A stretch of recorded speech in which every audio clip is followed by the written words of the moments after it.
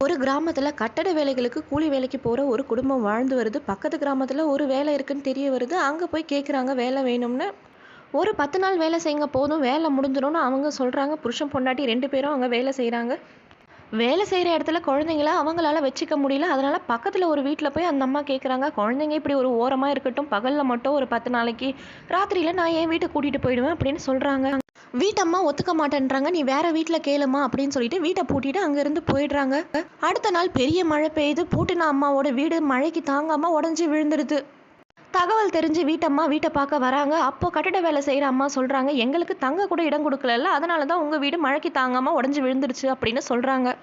வீட்டம்மா சொல்றாங்க, "இது எங்க தாத்தா காலத்து வீடும்மா. இந்த மழைக்கெல்லாம் இந்த வீடு தாங்காதுன்னு எனக்கு தெரியும். நான் அதனால தான் உன்னையும் உன் குழந்தைங்களையும் சேர்த்துக்கலன்னு" சொல்றாங்க.